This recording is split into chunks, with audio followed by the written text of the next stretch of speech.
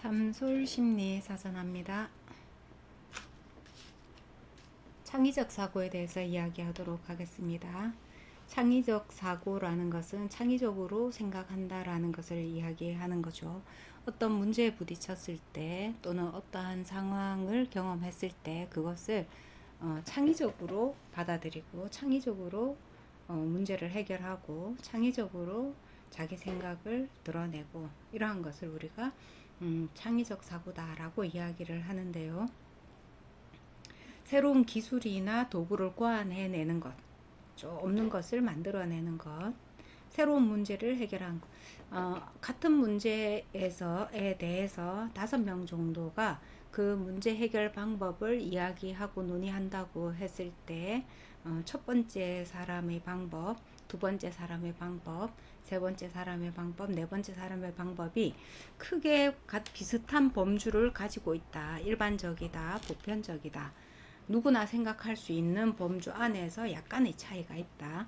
이렇게 본다고 하면은 창의적 사고를 하는 그 사람은 그 문제 자체를 다른 관점에서 또는 다각적인 관점에서 보고 있습니다.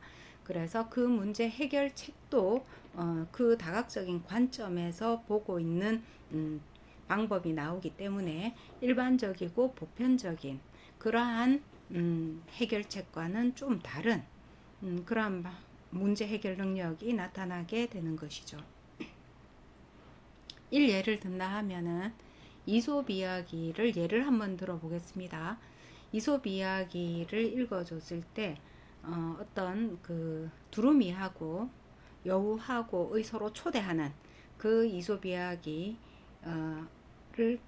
보면 여우가 두루미를 초대해서 접시에 음식을 내어놓았을 때 두루미가 그 음식을 먹지 못하게 되죠. 그리고 이제 두루미도 여우를 초대를 합니다. 복수심에서. 그래서 복수심보다는 이제 자기 이제 역지사지 좀 하기를 바라는 관점에서. 그래서 두루미가 여우를 초대했을 때 긴 병에다가 주둥이가 긴 병에다가 음식을 내놓았죠. 자, 이랬을 때 일반적으로 우리가 여우는 음식을 먹지 못하게 되는군. 저것을 통해서 두루미가 힘들었던 그 모습을 역지사지하게 되고 깨달음을 가져야 되겠군 이라는 수준 안에서 또는 그 병에 든 목이 긴 병에 든 음식을 뭐 부어서 접시에 부어서 먹으면 되겠군까지도 우리가 일반적인 이제 보편적인 관점에서 그 문제를 해결할 수 있겠죠. 자, 그런데 창의적인 사고를 한다고 한다면은 이렇게 얘기할 수 있겠습니다. 그것을 접시에 붓고 이렇게 사고를 하거나 그 자기 잘못을 깨닫거나 이렇게 하기보다는 여우의 입장에서 그 이제 난감한 상황을 해결하기 위해서 그 여우가 그 병을 들고 마시면 되지 않는가라고 이제 그 문제 해결안을 내놓았을 때 우리가 다소 창의적이다라고 이야기를 할 수가 있겠습니다.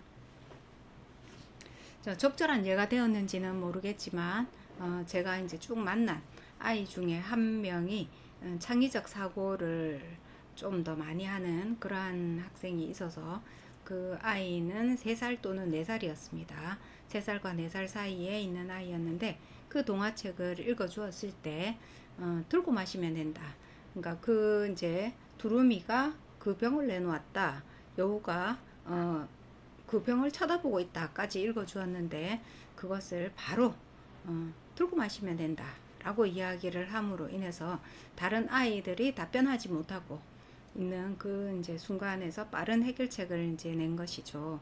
그 딱 적합한 예가 되었는지는 모르겠지만 제가 봤을 때는 이제 그러한 부분도 하나의 창의적인 사고 발상이 아니었나라고 생각을 합니다.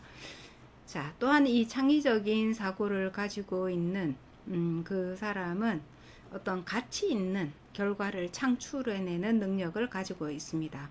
그래서 생산적 사고다라고 이야기를 하기도 하는데 우리나라에도 IT 기술이 매우 빠른 속도로 많이 발전을 하고 있죠.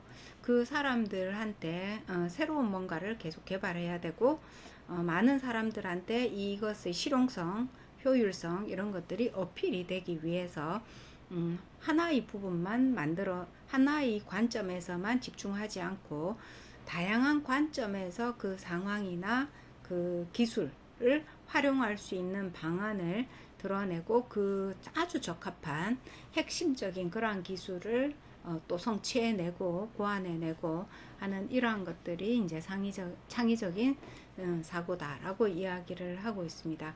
그래서 이미 이제 창의적인 사고에 대한 중요성을 알고 그에 맞는 교육적인 시스템을 가진 지 우리나라도 30년 정도가 되어가고 넘은 것 같습니다.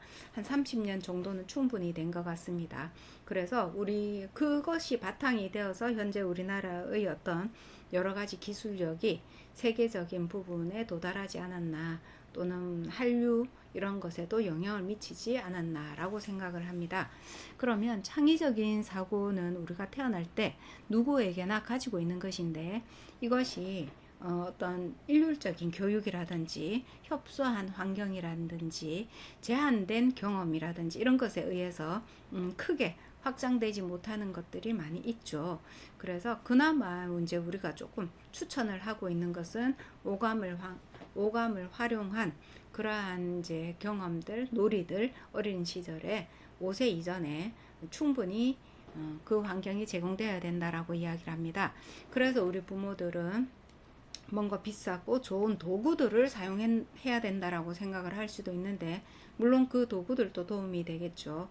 하지만 자기가 처한 환경 안에서 자기의 신체, 자기가 생각한 것을 직접 자기 신체를 이용해서 활용해보고 그 결과를 그 신뢰할 만한 보호자와 함께 느껴보고 또 하나 도전해보고 이런 것들이 상호작용을 통해서 나타났을 때 창의적인 사고가 더 많이 확장이 된다라고 이야기를 합니다.